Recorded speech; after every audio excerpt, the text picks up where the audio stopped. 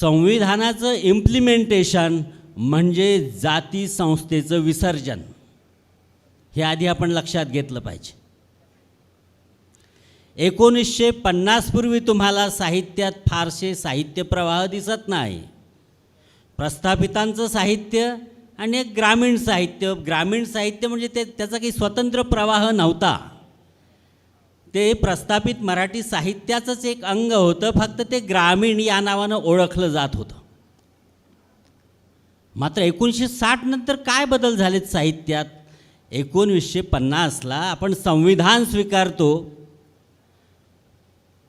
आणि 60 नंतर प्रचंड प्रमाणामध्ये साहित्याचे अनेक प्रवाह उदयाला येतात. पण सगळ्यात आधी जो प्रवाह उदयास येतो तो डॉक्टर बाबासाहेब आंबेडकरांच्या प्रेरणेतून निर्माण झालेला आंबेडकरवादी साहित्य प्रवाह. आणि या साहित्यापासून प्रेरणा घेऊन मग आदिवासी मराठी साहित्य आहे, ख्रिस्ती मराठी साहित्य आहे, मुस्लिम मराठी साहित्य आहे, जनवादी मराठी साहित्य आहे, स्त्रीवादी मराठी साहित्य आहे, अस्तित्ववादी मराठी साहित्य आहे. असे अनेक साहित्य प्रवाह निर्माण झालेले दिसतात. पण याची मूळ प्रेरणा कुठे आहे? तर ती आंबेडकरवादामध्ये आहे, लक्षात घ्या. आता महत्त्वाचा मुद्दा असा आहे की संविधान निष्ठा आणि आपण याच्यामध्ये अडथळा कशाचा आहे? आपल्या संविधान निष्ठा, आता आपलं स्वातंत्र्य 75रीत आलं, कमी अधिक 72 वर्ष झाली संविधान आपण स्वीकारलं, अंगीकृत केलं, तरीही आपल्यातल्या संविधान निष्ठा जाग्या होताना दिसत नाही. म्हणजे आपल्यामध्ये आणि संविधानामध्ये मुख्य अडसर कोणता आहे तो शोधला पाहिजे. तर तो अडसर आहे धर्म. हे लक्षात घ्या. आपण सगळे ज्याला हिंदू धर्म म्हणतो तो हिंदू धर्म नाहीच, तो ब्राह्मणी धर्म आहे.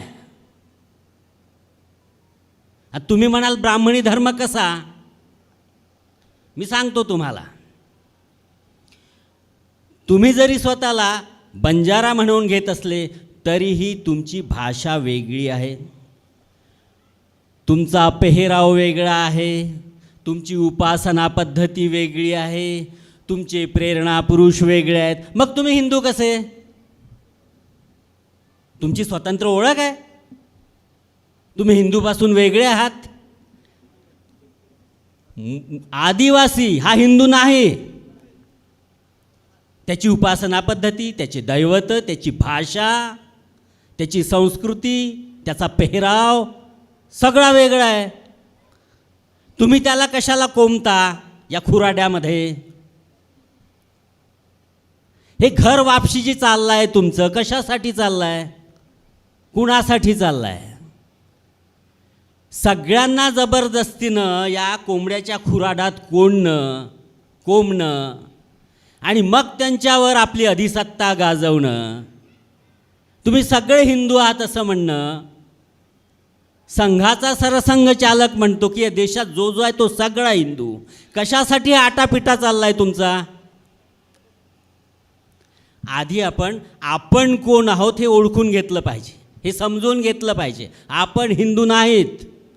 आणि जोपर्यंत आपण धर्म नाकारणार नाही तोपर्यंत आपल्यातली संविधान निष्ठा जागी होणार नाही. हा मुख्य अडथळा आहे. हा बाजूला सारा. आत्ता काल परवा लखनौ विद्यापीठातला प्रोफेसर रविकांत एक पोस्ट शेअर करतो, त्याला अटक केली जाते. दिल्लीतला हिंदू विद्यापीठातले प्रोफेसर रतनलाल ते फेसबुकवर एक पोस्ट टाकतात, त्यांनाही अटक केली जाते. कोण आहेत हे? हिंदू आहेत. हिंदू असताना हिंदूंसंबंधी बोलणं गुन्हा आहे का? नाही, तो त्याचा अधिकार आहे. मी माझ्या कुटुंबातल्या उणिवांविषयी बोलणं हा माझा गुन्हा नाही. आपण आपल्या धर्मातल्या उणिवांसंबंधी बोलणं हा गुन्हा नाही. मग तो गुन्हेगार कसा? म्हणजे तुम्ही त्यांना हिंदू मानत नाही. ते प्रोफेसर रतनलालांचं नंतर स्टेटमेंट आलं आहे कि मैं समझ रहा था कि मैं हिंदू हूँ, इसलिए मैंने जो मुझे लगा वो मैंने पोस्ट किया, लेकिन अब मुझे पता चला कि मैं हिंदू नहीं हूँ, अब मुझे मजबूरन धर्म छोड़ना पडेगा. ही ओळख आहे आपली. प्रत्येकानं जर स्वतःला ओळखलं तर या देशातले अर्धे अधिक प्रश्न सुटतील आणि संविधान मनापासून स्वीकारलं तर तुमचे बहुतेक सर्व प्रश्न सुटतील. अशी सगळ्यांच्या स्वप्नांची शिदोरी म्हणजे संविधान आहे. आणि ती संविधान निष्ठा आपण तपासतोत. आपल्या साहित्यात कितपत आली आहे का? आता काल परवाच्या पेपरला बातमी होती. एवढे साहित्य प्रवाह आहेत. बरं, प्रस्थापित मराठी साहित्य जर आपण सोडलं तर अनेक साहित्य प्रवाह उदयास आले. प्रत्येकानं एक आपलं अस्तित्व निर्माण केलं आहे, आपला वाचक वर्ग निर्माण केला आहे. आपली एक नवी मूल्य संस्कृती रुजवण्यासाठी हे सगळे छोटे मोठे साहित्य प्रवाह धडपडत आहेत. हे अंतःप्रेरणेतून उदयास आलेले साहित्य प्रवाह आहेत सगळे. 1960 नंतरचे उत्स्फूर्तपणे तयार झालेले आहेत. जबरदस्तीनं नाही, कृत्रिमपणे नाही, कुंथून नाही, सहजपणे व्यक्त झालेले आहेत. कुंथून नवा साहित्य प्रवाह जन्मास घातला आहे नागपूरमध्ये समरसता साहित्य परिषद. आता 1 आणि 2 जुलैला नागपूरमध्ये समरसता साहित्य संमेलन आयोजित केलं आहे. हे कृत्रिम साहित्य प्रवाह आहे. त्याच्यात जाणार का आपण? आपण आपल्या निष्ठा तपासल्या पाहिजेत. मग कुणाला आंबेडकरवादी किंवा कुणाला संविधाननिष्ठ साहित्य म्हणायचं, कोणाच्या साहित्याला म्हणायचं? ही व्यवस्था, ही शोषण व्यवस्था पद्धतशीरपणे तुमच्या संघटितपणाला विघटित करण्याचं काम करते, हे लक्षात घ्या. अण्णाभाऊ साठेंना आंबेडकरवादी साहित्यात मानाचं स्थान आहे, पण हा मातंग समुदाय या मुख्य प्रवाहात आला तर हा प्रवाह अधिक शक्तिशाली होईल. म्हणून अण्णाभाऊ साठेंना नेमकं बाजूला काढलं. अण्णाभाऊ साठेंची साहित्यनिष्ठा तपासायची झाली तर स्पष्टपणे जग बदल घालून घाव सांगून गेले मला भीमराव. संविधाननिष्ठ आहे. आंबेडकरवादावरची त्यांची जी आढळ निष्ठा आहे ती म्हणजे संविधाननिष्ठ आहे. आपले आत्माराम कनीराम राठोड, संगरास सज्जा आम्ही, युद्ध व्हावे भारती, संगतीला बुद्ध हवा कृष्ण नको सारथी, ही आहे अस्सल संविधान निष्ठा. राठोड सरांचं जे काही साहित्य आहे ते संविधान निष्ठेला धरून आहे. आमचे विजय जाधव आहेत, श्याम मुळे सर आहेत, प्रकाश राठोड सरांची जी संविधान निष्ठा ती अतिशय जाज्वल्य आहे. त्याच्या झळा काल आपण पाहिल्या आहेत. त्याची प्रखरता, त्यांच्या त्या निष्ठेची प्रखरता आपण काल अनुभवली त्यांच्या अध्यक्षीय भाषणातून. या झळा सहन न झाल्यामुळं अनेक लोक घराच्या बाहेर पडले नाही, तेही आपण पाहिलं आहे. पण ही अप्रियता स्वीकारावी लागेल. आपल्याला पुढे जायचं आहे. जे सोबत आले ते आपले सोबती, जे भले भुटके मागे राहिले येतील मागे पुढे येतील, येण्याशिवाय पर्याय नाही. पण फार वेळ दवडण्यासारखी स्थिती नाही आहे.